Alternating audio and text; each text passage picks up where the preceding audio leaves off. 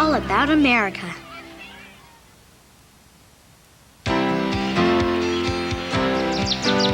America is a pretty amazing place.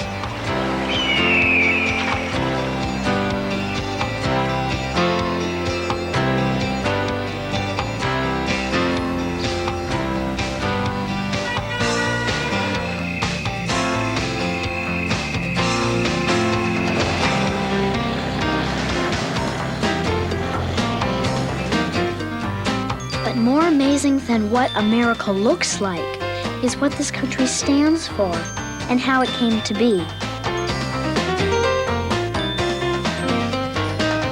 This is a story about the United States of America and the most special thing about it, a kind of government called democracy. In a democracy, the people are the government. That means you and him and her and everyone. Democracy is a word that means people caring about their country and running it.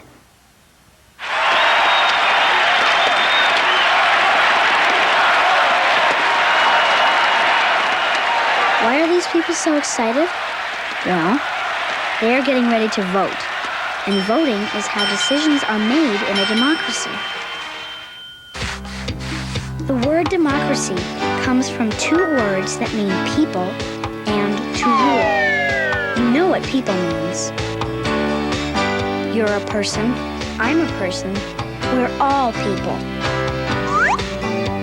To rule means the government, which makes the laws and rules that help us all live together. In a democracy, the people rule by telling the government what they think and feel. Democracy is people who have rights to vote, to elect their leaders. We vote to elect our leaders, the president and vice president, our senators and representatives in Washington, our mayors and town council members. People who will represent us. The idea is that each of us votes for someone who will lead all of us. To me, that's really important that we have the right to exercise our power in choosing our government. A lot of other countries can't choose their government.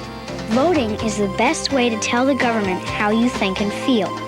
Your vote is your opinion, and you want it heard. I think the most important thing about democracy is it gives you a chance to say what you want because your opinion counts too.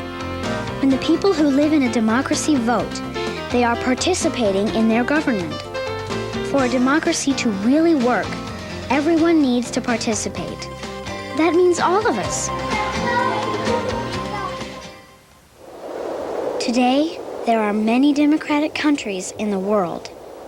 But more than 200 years ago, when the United States of America was founded, most countries were governed by kings and queens. Nobody elected them. They got to be leaders just by being born into the right family, which is a pretty neat trick.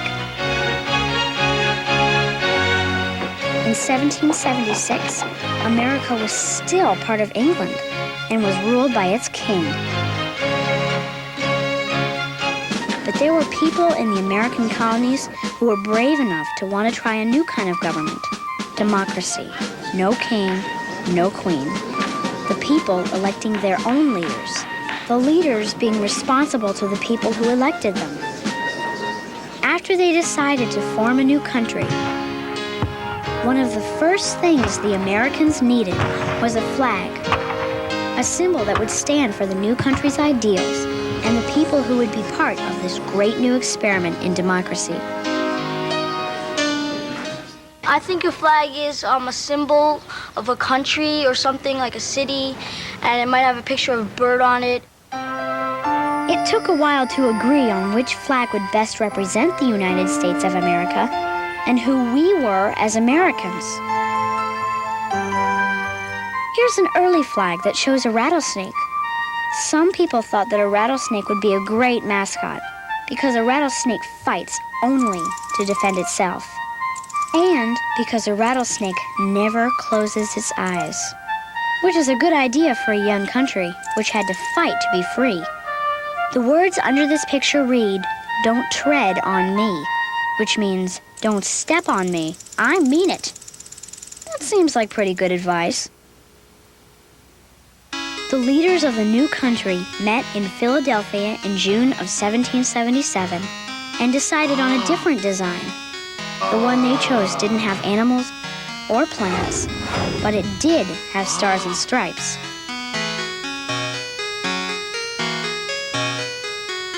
There were 13 colonies, or states, at that time. The 13 colonies would be represented by stripes of red and white. Like the flag, the colors are symbols of something else. Red is a color that stands for courage. So red means Americans have courage. The color white is a symbol of liberty or freedom. White also means innocence and purity. The young country was like a new baby.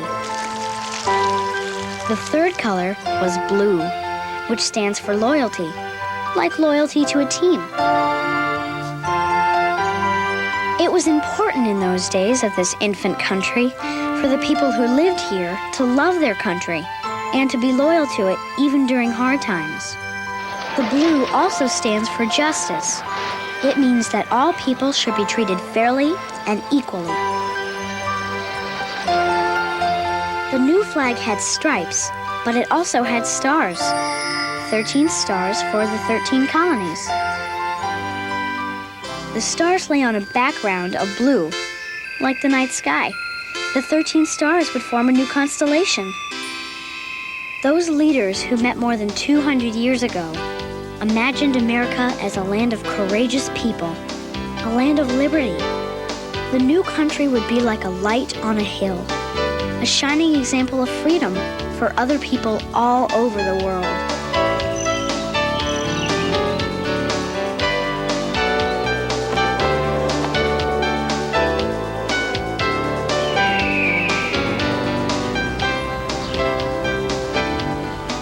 Sometimes when I'm in a bad mood, the flag cheers me up. Sometimes.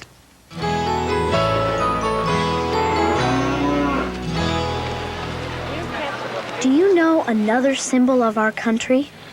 It's not this, or this, or this, although it almost was. The bald eagle is the symbol of our country,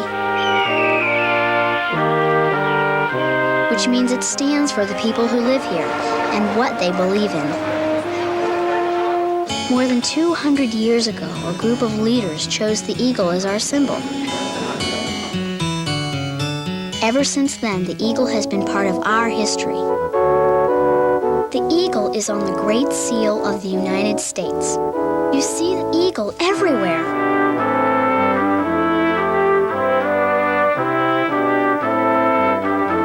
Why would we choose an animal for our symbol? And why the eagle? Well, some people wanted the turkey to be the symbol. But, well, they were outvoted. We chose the bald eagle for a lot of reasons. First of all, the bald eagle is found only in North America, so it could truly be called an American bird. Look at the bald eagle, soaring in the sky, and you can probably think of other reasons why it might be a good symbol. It seems like a noble bird, proud and free. A young country like America wanted to stand for these kind of qualities. Look at the bald eagle on the seal. Its wings are spread and it holds an olive branch in one claw. The olive branch stands for peace. In the other claw, it's holding a cluster of 13 arrows for the 13 original American colonies. The arrows and the olive branch are meant to show that the country intends to be peaceful, but will fight to defend its ideals. By the way, bald eagles aren't bald. A long time ago, the word bald used to mean white, and the American bald eagle has white feathers on its head. Americans care so much about the bald eagle because it's become a living, breathing, flying symbol of liberty. 200 years ago in Philadelphia, the leaders of the new country wanted to announce the ideals of their country to the world. They put down their hopes for the new democratic nation in a Declaration of Independence.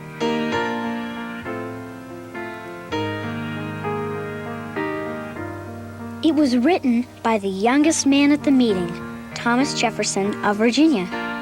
He was chosen because he was the best writer. Jefferson wrote that all men are created equal. Not just men, of course, all people. Jefferson was saying that all Americans deserve to be treated equally by the government.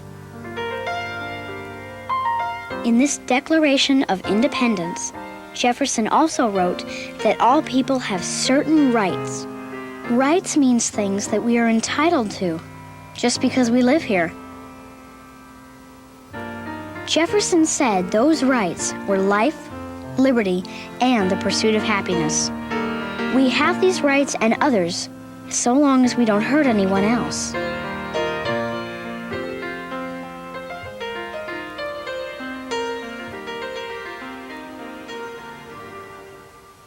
Not too many years after the new country had declared its independence, the American flag inspired another symbol of America, the Star-Spangled Banner.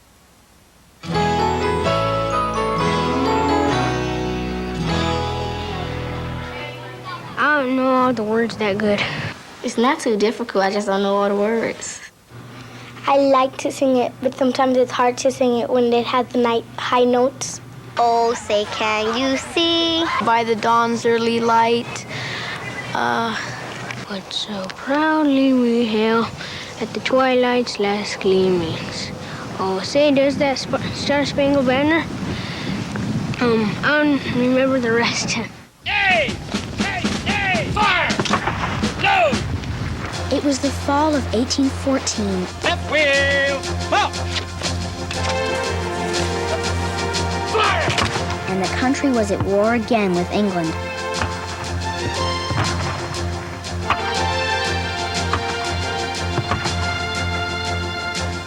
British troops had already burned Washington, D.C., and they were moving north to the next large American city, Baltimore.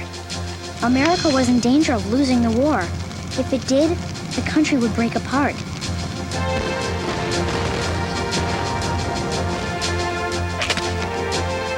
Fort McHenry, commanded by Major George Armistead, guarded the entrance to Baltimore Harbor. If the invading troops could get past Fort McHenry, they would be able to capture the city. Armistead was proud of the American flag and had called for an extra-large flag to fly over his fort.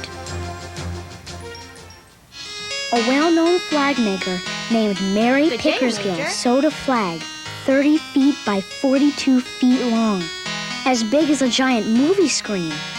Working with her daughter Mary, the two sewed 15 red and white stripes and 15 stars, because there were 15 states then. When the flag was finished, she presented Major Armistead with a bill for $574.44. The flag was so large, they had to construct a special wooden brace to support the flagpole so it wouldn't blow over in the wind.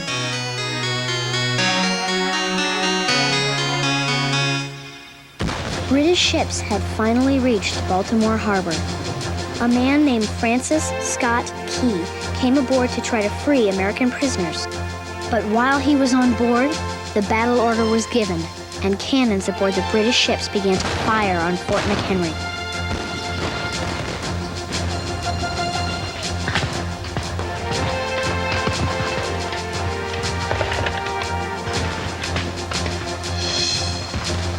Major Armistead ordered his troops to fire back.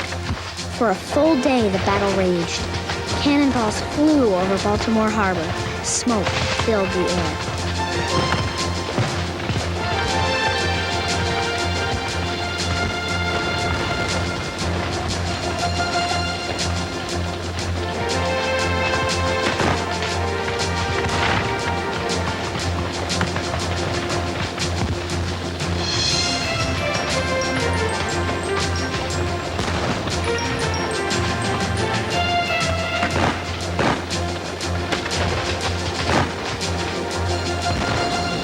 the shooting finally stopped, the clouds of gunpowder smoke began to lift.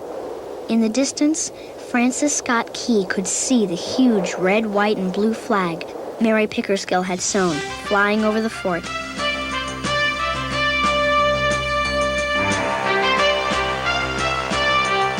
It was tattered and worn, but it was still flying.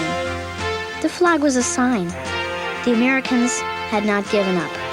Even with fewer men and smaller weapons, Major Armistead's Fort McHenry troops had triumphed.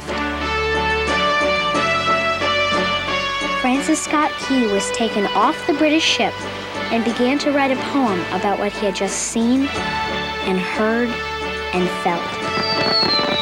When he saw the flag still flying by the dawn's early light, it made him feel that if the troops and the fort could survive this terrible battle, the young country could survive too. And he was right. Not long after the Battle of Fort McHenry, the War of 1812 was over and the English soldiers went home. Oh, say, can you see by the dawn's early light what so proudly we hailed at the He proudly showed his poem to a friend who took it to a print shop and then handed it out to people throughout Baltimore. The poem became even more popular when people began to sing it to a favorite song of the day. At first, Francis Scott Key's poem was called The Battle of Fort McHenry. Soon, people began to call it the Star-Spangled Banner because it honored the flag. More than 100 years later, President Herbert Hoover made the Star-Spangled Banner the national anthem. That meant it became the official song of the United States.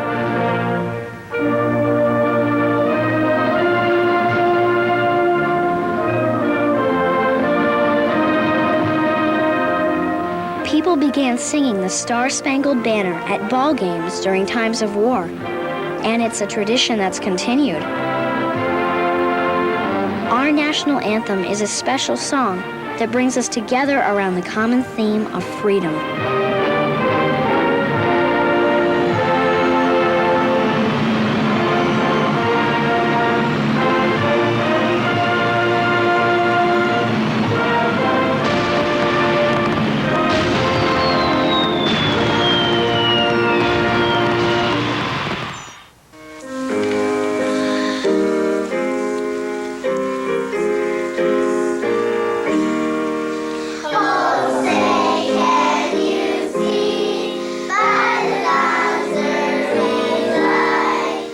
I think that they mean, like, can you see the flag in the early light of morning when, like, at the crack of dawn? What so proudly we hailed at the twilight's last gleaming. They'd won the war and there's no more, like, missiles exploding or anything. They hail the flag early in the morning, and but they can barely see it because it's only twilight out. Whose bright stripes and bright stars through the perilous fight. I also think that like each color of the flag, like red, white, and blue, like means something. Like maybe red would mean freedom, and white would mean justice, and that would like cheer them on to win the fight. For the ramparts we watched were so gallantly streaming. I think it means like when people watch the war, they see almost a lot of people die because they've been shot, and it was really sad because some of those people had family members who had died. and the rockets raked around, the bombs bursting in air. Came through the night that our flag was still there. Gave proof through the night and the flag was still there. It means kind of like after the war, after what they were fighting for and stuff, the flag was still there after it all. Oh, say does that star-spangled banner yet oh, say does that Star-Spangled Banner yet wave, I think that it means that after they went through that whole war, that the flag was still there and it was still waving as it was in the beginning of the war. He wonders, is our country defeated yet, or are we still going on? Are we still surviving?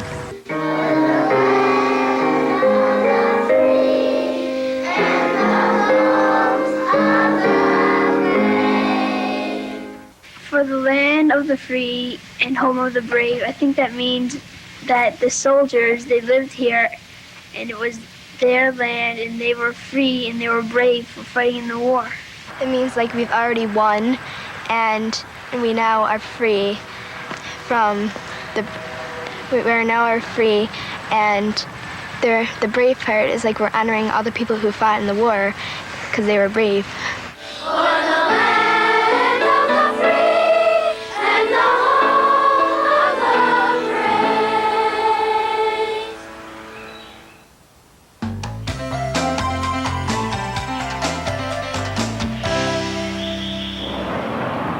brave. All across our country, we see buildings and monuments that help remind us of our ideals.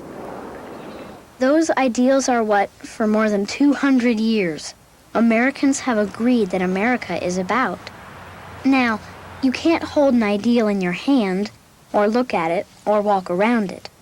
But some of the most important American ideals are symbolized by monuments that we can visit. A monument can be a building, or a statue, or a sculpture. A monument is something that helps us remember. When we look at it, and touch it, and walk around it, there's something there that stands for something. There is a monument that stands for liberty. It rests on its own island in the middle of the harbor around New York City. It's called the Statue of Liberty. Some people call the statue Lady Liberty. Millions of people every year take a boat to visit the Statue of Liberty. It's a huge statue.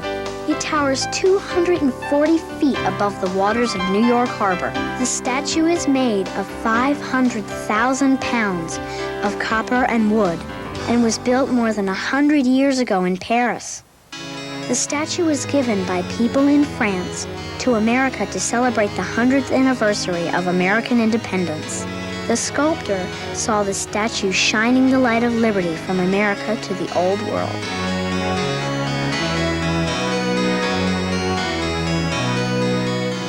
Lit up at night and with her torch always shining, the statue has become a symbol for millions of immigrants.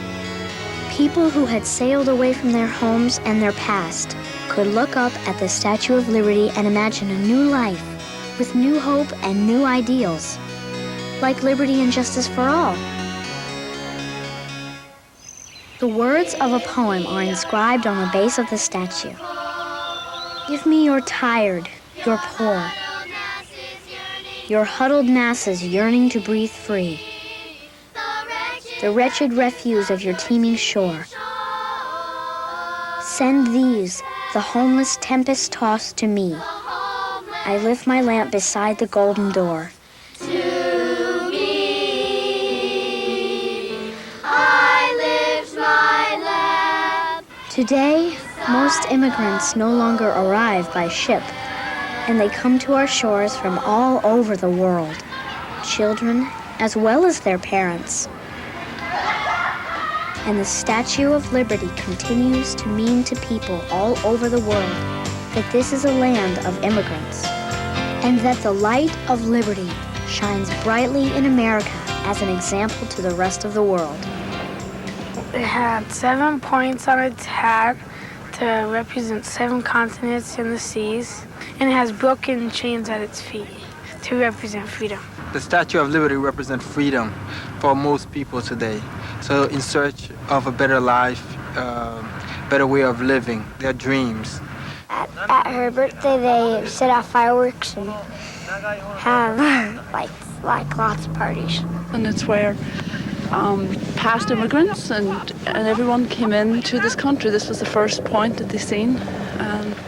And and it stands for the liberty of America, the reason why a lot of them are coming, and the justice that they hope to find here. Equality is also one of the ideals Americans prize. Remember, all men are created equal, part of Thomas Jefferson's original dream for this country? Perhaps no other single place in this country symbolizes how Americans have struggled for equality as much as the Lincoln Memorial in Washington, D.C. This marble structure is filled with the hopes of people everywhere to be treated equally. This building serves as a reminder of one man, our 16th president, Abraham Lincoln, and everything he did to preserve the great ideal of equality. We remember Lincoln as the president who fought to keep the country together, who freed black men and women from slavery, and who was assassinated. The momentous issue that defined his presidency was slavery. This building is 188 feet long by 188 feet wide and 80 feet high. It seems just like a building, cold white stone, but it's not.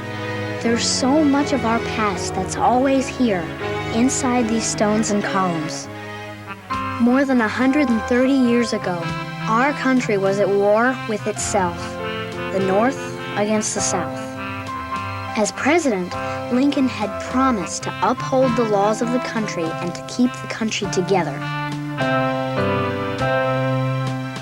During his presidency, Lincoln gave a speech called the Emancipation Proclamation, in which he declared that all people were created equal, and therefore that all people were free, and that included people brought to this country as slaves. 100 years later, in 1963, the Lincoln Memorial was the scene of another important moment in the struggle for equality. The famous March on Washington for Civil Rights. 200,000 people marched for equal rights for all Americans and an end to discrimination against Black Americans. Another great leader in the cause of equality spoke that day, Dr. Martin Luther King Jr. My poor little children one day live in a nation where they will not be judged by the color of their skin, but by the content of their character. I have a dream today. The Lincoln Memorial is such an important place because it reflects the ideal of equal rights for all people. I think it's a land where justice for all will come, because even though it may take years, but it can happen.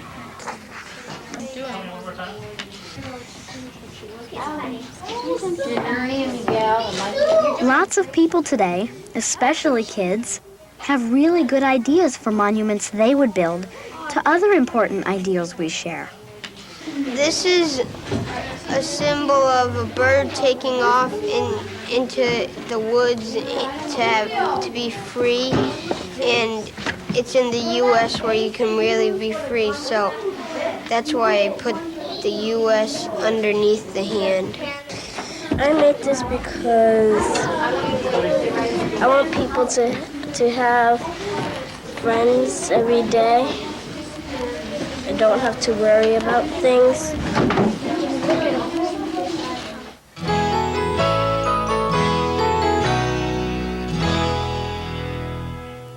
Democracy is like having freedom to vote instead of just like one person says something and then that's what goes. In our democracy, we express our freedom by voting. Election day is an opportunity for everyone to come out and let the government know how they think and feel. Although we don't all vote the same way, the act of voting is something we all share. Today, voting is a right that belongs to all people in our democracy, but it hasn't always been so. Some people have had to fight, to march and carry signs and petition for that right. And they did, because voting is so important. Voting means that you matter. Your opinion counts as a member of our country.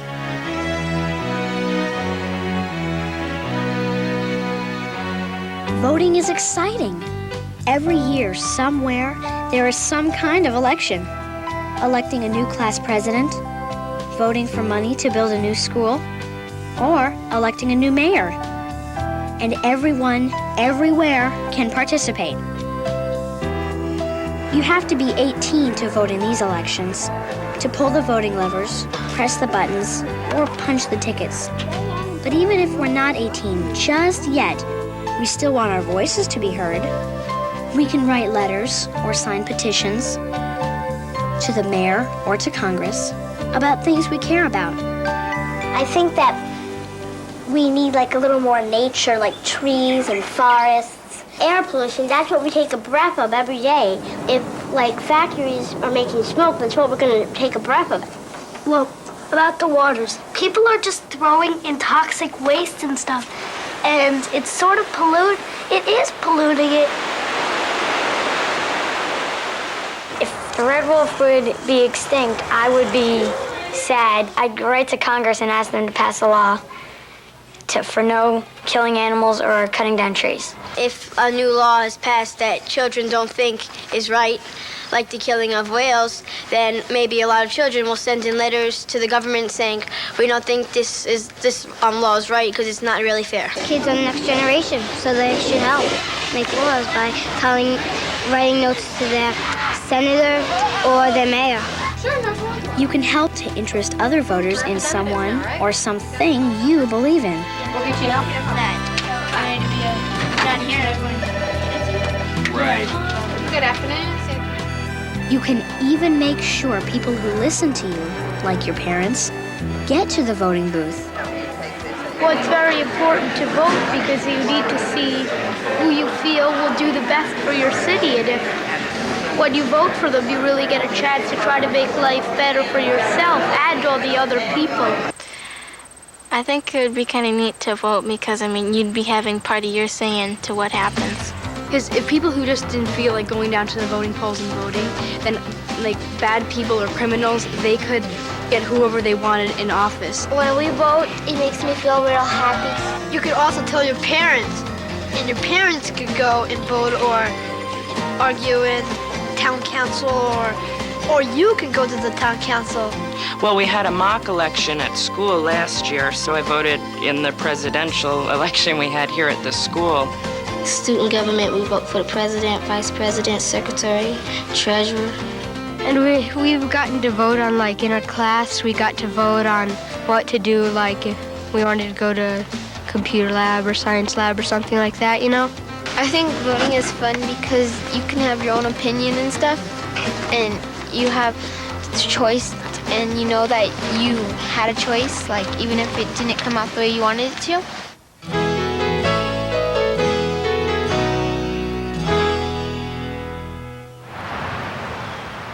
In a democracy, the people are the government. In fact, Abraham Lincoln said that our democracy is a government of the people, by the people, for the people. Democracy is the role of government of, for, and by the people. In a democracy, people have the power. And in America, that means you.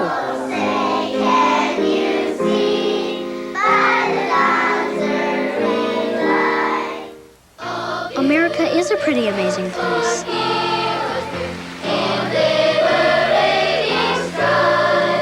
A place where everyone's opinion counts. Where we try to treat everyone fairly and equally. Of brave and courageous people. A pretty amazing place.